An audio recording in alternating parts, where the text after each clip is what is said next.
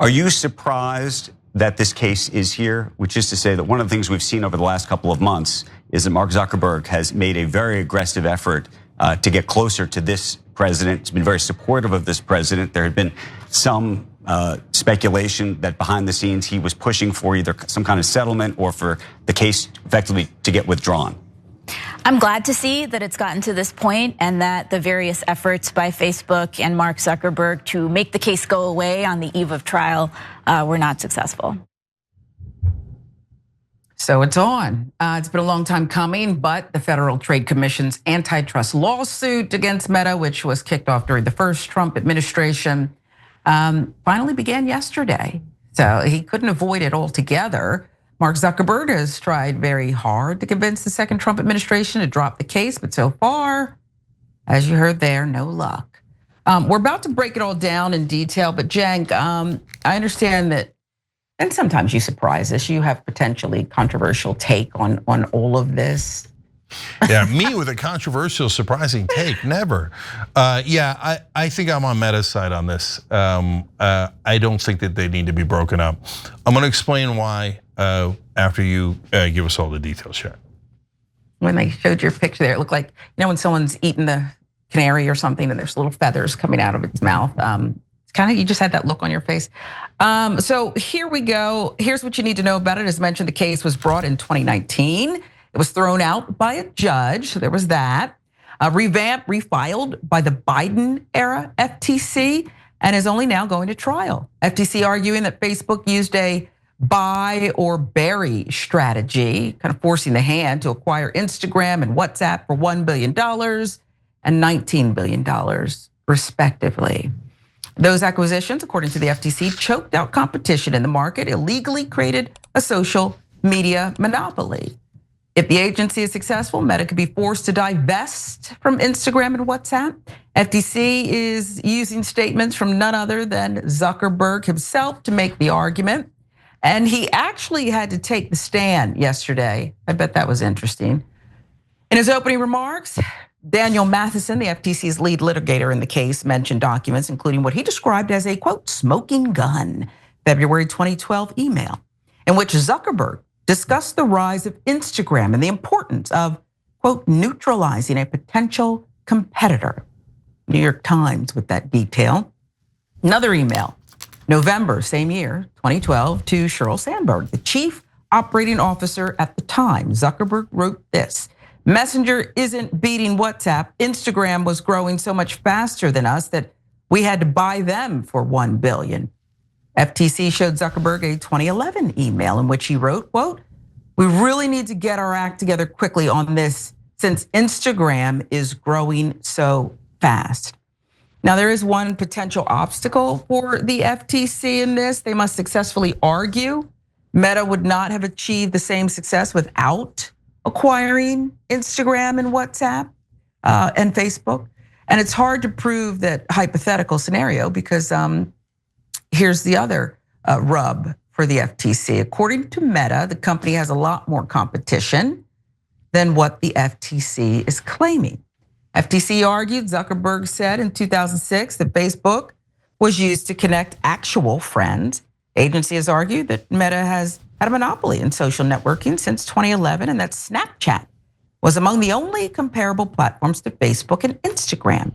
Meanwhile, Meta is counting TikTok and YouTube among its competitors. Connecting friends and family is one of the core things the company does, Zuckerberg said. But Meta is also involved in the, quote, general idea of entertainment and learning about the world and discovering what's going on. Mark Hansen, Meta's lead litigator, said more than half of all engagement on Facebook and Instagram involved videos, which put Meta squarely in competition with TikTok, fastest growing short video app. When TikTok was momentarily shut down in January, Meta saw a surge of use on Facebook and Instagram, as did Google's YouTube, which showed the company had plenty of competition, he said. Andrew Ross Sorkin grilled Lina Khan on the specifics of the case, so let's watch that now. What do you think of the argument that this is a case that is in the rearview mirror? You have to remember that Facebook had actually done well for itself in the desktop market, but it was actually as smartphones were taking on that Facebook struggled to innovate and make that transition. And that's the moment at which it panicked. It saw companies like Instagram and WhatsApp experiencing astronomical growth. And that's the point at which it resorted to this buy or bury scheme. In a world of AI, where all of a sudden OpenAI and ChatGPT, which basically didn't exist at the time, Gemini didn't exist, Anthropic, all of these things, X in its current formation, again, TikTok, these are things that weren't even on the table at the time. And so how can we look back at a deal that was made, as I said, years and years ago, and suggest that they should be broken up today? Well, look, there's no expiration date when it comes to the illegality of a transaction. I think there is a way in which the entire social networking ecosystem looks different today because Facebook was permitted to go out and make these acquisitions. I don't know about that argument, Cenk. I mean, it seems like the marketplace took care of it. Now, I'm with you on this, and it's just not. It's not the same as it was several years ago when the case was filed. Can this case survive? And give us more about why you think Facebook, Meta, doesn't need to be broken up. So first, let me clarify. There are real monopolies in America, and monopolies are an enormous problem because they prevent a free market. They fight against capitalism, right? So if you're on the right, you should be against monopolies even more than the left is. That's what Adam Smith warned about. Also, Lina Khan had done a terrific job overall in fighting monopolies, and I support her. Now, having said that, I've said for now years and years, I think that focusing on these social media companies is totally the wrong direction. The drug companies have massive monopolies, and I could list many others, right? But in the case of social media, there is real competition. So I honestly, I don't know what they're talking about with Meta being a monopoly. So YouTube is bigger than Facebook is, and Instagram. TikTok is eating Instagram's lunch. So how are they a monopoly? Like, can they bully TikTok and YouTube and Snapchat and all the other, and X and Blue Sky and all these companies out of the market? No, they can't. Believe me, they're trying and they can't. The so-called evidence was not at all convincing to me. They wanted to neutralize an opponent. Yeah, that's what happens in business. You compete in the marketplace, and there's a lot of different ways to neutralize an opponent. They mentioned how Instagram is growing so fast, and that's why they were thinking of buying it. Yeah, you think about buying growing companies. And that even that terminology, they wanted to buy or bury. That's what you do. That's what companies do. They try to beat the competition. They try to get more customers.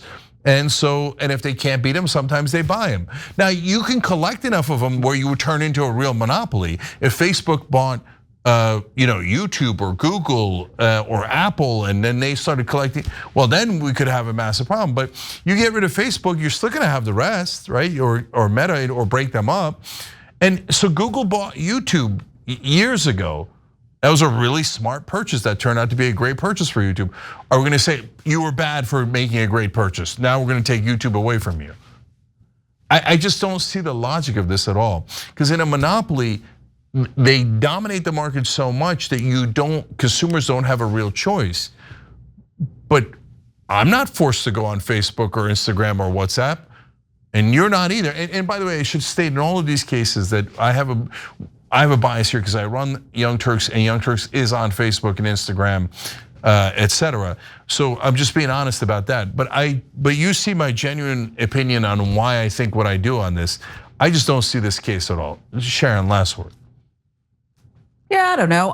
I tend to agree with you but I also think that when the case was filed, perhaps they must have thought they could make a legal argument for it. The only thing that you said that perhaps I could find a way to argue with is the part about nobody forces you to go on these. It seems logical, it seems honest, but what about the kids and all the testimony that we saw on Capitol Hill and the studies that have been done that they control so much of the messaging, and maybe that's another issue, but it's important though to regulate them. and figure out if someone or one of them perhaps has too much of the marketplace, too much influence. I know I'm kind of mixing issues, but that's the only place I could land, but I tend to agree with you. Yeah, and I hear you on that. And by the way, I don't want people to misinterpret what I'm saying. You should always have regulation. The question is how much and what kind of regulation. So if you say to whether it's Meta or Google or now Google's Alphabet or TikTok, oh, have at it, Hoss. Do anything you like. Take everybody's private information. Do whatever you want with the private information. No. We need regulations, and we need equal regulations. Not, hey, TikTok has too many pro-Palestinian videos, so we're gonna do new and weird and unprecedented regulation on them. No, same regulation for all the companies. Let's be fair to everyone. And look, I want to go after a lot more monopolies, but I just don't think this is the right target. So you guys decide based on the information we gave you. Every time you ring the bell below, an angel gets his wings. Totally not true, but it does keep you updated on our live shows.